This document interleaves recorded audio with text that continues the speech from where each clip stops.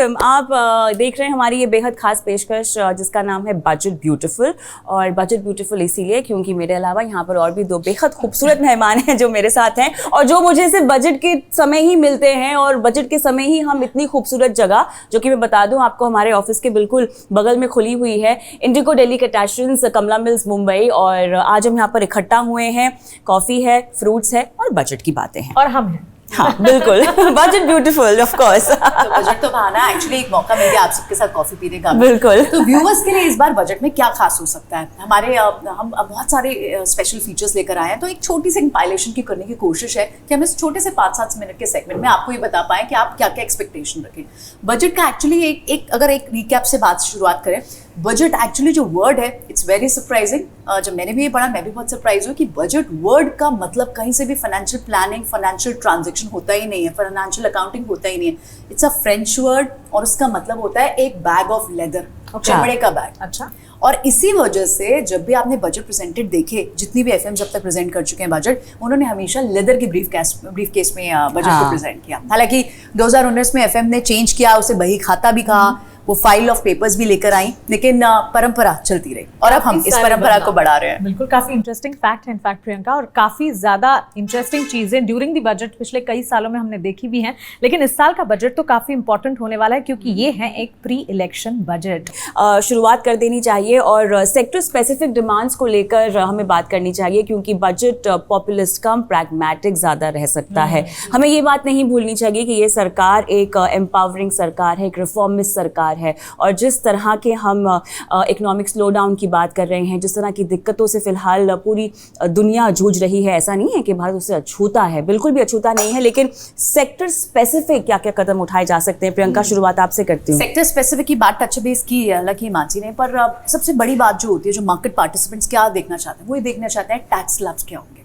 आप personal tax की बात करेंगे कि सैलरीड पीपल क्या चाहता होगा, और मार्केट पार्टिसिपेंट जानना चाहेगा LTCG में क्या आने वाला है। हाँ, इस बार क्या long term capital gain tax के स्ट्रक्चर में कोई बदलाव तो नहीं आएगा। हालांकि आप देखें तो पिछले दो जो बजट पेश किए यूनियन मोदी सरकार ने, कोई नहीं आया populist budget, growth oriented budget रहा। एक बार एक्चुअली एक छोटा सा व्यू बता दें व्यूवर्स को, जो मार्केट पार्टिसिपेंट्स को जानते ही होते हैं कि long term capital gain tax जो कि इंडिया में अगर आपका 1 साल का होल्डिंग पीरियड है तो आपको 10% टैक्स लगेगा, एक्सेस ऑफ 1 लाख नहीं। अगर आपका और शॉर्टर ड्यूरेशन है तो आपको 15% टैक्स लगेगा। लेकिन पता है आपको कविता मानसी, सबसे सिंप्लीफाइड टैक्स स्ट्रक्चर है इंडिया का। एब्सोल्युटली सबसे सिंप्लीफाइड। हालांकि यूएई में, सिंगापुर में तो टैक्स जीरो है, long term capital gain tax. लेकिन आप जापान से कंपेयर करें, चाइना से कंपेयर करें, यूएस से कंपेयर करें, इतना सिंप्लीफाइड टैक्स स्ट्रक्चर है हमारा। हाँ। तो देखना होगा कि इस बार इस स्ट्रक्चर में, या फिर एक बार बात ये भी हो रही है कि डेट म्यूचुअल फंड्स के स्ट्रक्चर में क्या कुछ निकल कर आता है। बाजार बहुत वॉचफुल है। बिल्कुल, लेकिन यहाँ पर जो सैनिटाइजेशन की बात हो रही है, यूनिफॉर्मिटी की बात हो रही है,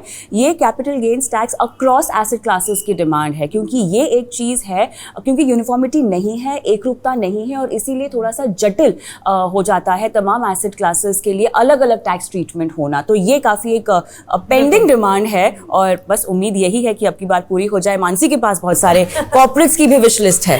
क्विकली मैं आपको बता देती हूँ कौन से सेक्टर्स हैं। बजट को हमें भागों में डिवाइड करना चाहिए, इनफैक्ट भाग में डिवाइड होता भी है जब अनाउंसमेंट होती है।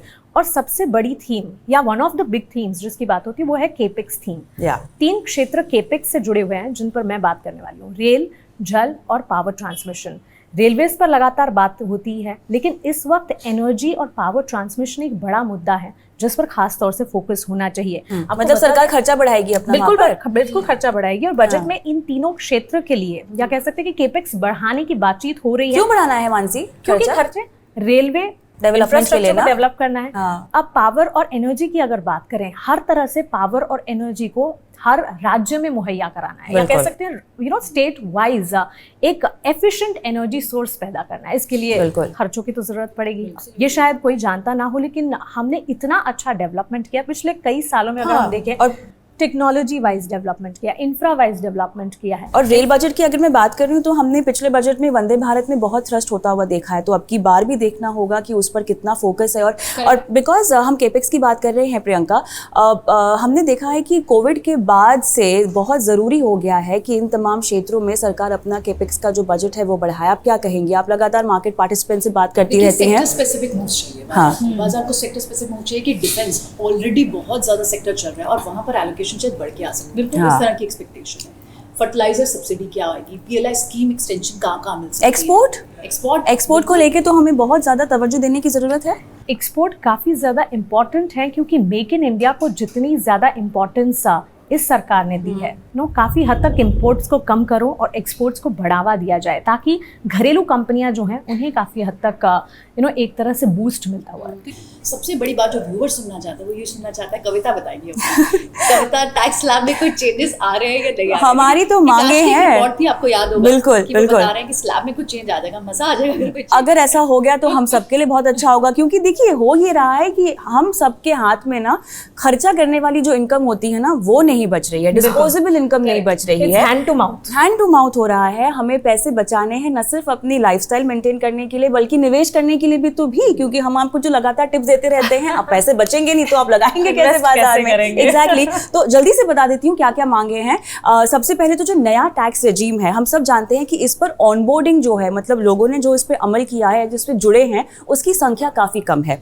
वो इसीलिए क्योंकि यहाँ पे टैक्स स्लैब्स को लेकर और रियायतें जो मिल रही हैं उसको लेकर अभी भी बहुत कंफ्यूजन है, और इसीलिए लोग अभी भी जो पुराना टैक्स रेजीम है उसी के ही तहत अपनी निवेश की रणनीति और अपनी बचत की रणनीति बनाते हैं। अच्छा, अब जो लोग पुराने वाले टैक्स रेजीम में हैं वो चाहते हैं कि एटीसी में 1.5 लाख की जो छूट है उसको बढ़ाया जाए। कितने सालों से है वो, है ना? होनी भी चाहिए बिल्कुल। और ऐसे बहुत सारे लोग हैं जो अभी भी एटीसी के तहत ही पैसा बचाते हैं और निवेश करते हैं। वो एक ट्रेडिशनल मेथड है, एग्जैक्टली, जिसको माना जाता है। हाँ, और उसके अलावा लोग कोई बचाते नहीं है। बिल्कुल, पता है, उनको लगता है कि साल के आखिर में अच्छा टैक्स बचाना है ना, उतना निवेश हो गया मेरा, वो काफी है। एग्जैक्टली। तो अब वक्त आ गया है कि या तो उसमें जो लिमिट है उसको बढ़ाया जाए, या तो फिर जो उसमें इन्वेस्टमेंट इंस्ट्रूमेंट्स हैं, जो निवेश के विकल्प हैं, उनको बढ़ाया जाए, है ना? उसमें हो सकता है अगर आप थोड़े इक्विटी के और ऑप्शंस हमें डाल दें तो वो हमारे लिए बेहतर होगा।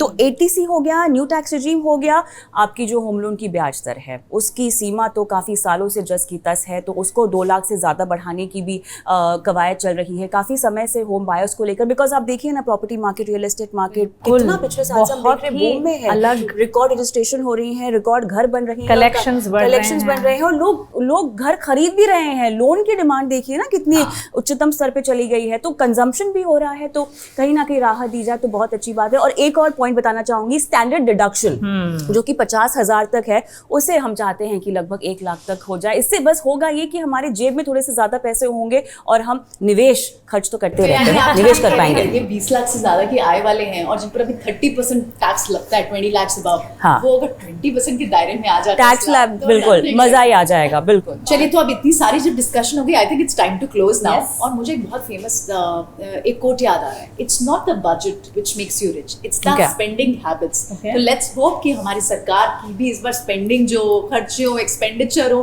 वो इस तरह के हो जो हम सबको खुश कर पाए और कुछ नए स्लैब्स भी आ पाए। क्या बात है। सरकार अपना खर्चा बताए, उसके बाद हम आपको बताएंगे कि खर्चा कहाँ पे अपना डालना है। सारी की सारी डिटेल्स आपके सामने हम रखेंगे। On this note it's a wrap, लेकिन सरकार ने पूरी तैयारी कर ली है। 1 फरवरी बजट सबसे बड़ा इंपॉर्टेंट इवेंट है जिस पर सबकी नजर रहेगी। हम भी आपके लिए कई सारे इंपॉर्टेंट डिटेल्स लेकर आएंगे, प्री बजट हो चाहे पोस्ट बजट हो, दिग्गजों का जमावड़ा होगा ईटी नाउ स्वदेश पर। तो गुजारिश यही है कि ईटी नाउ स्वदेश के साथ आप जुड़े रहें। फिलहाल मुझे, प्रियंका को और कविता को आप दीजिए इजाजत। नमस्कार। बहुत बहुत शुक्रिया इस शो देखने के लिए।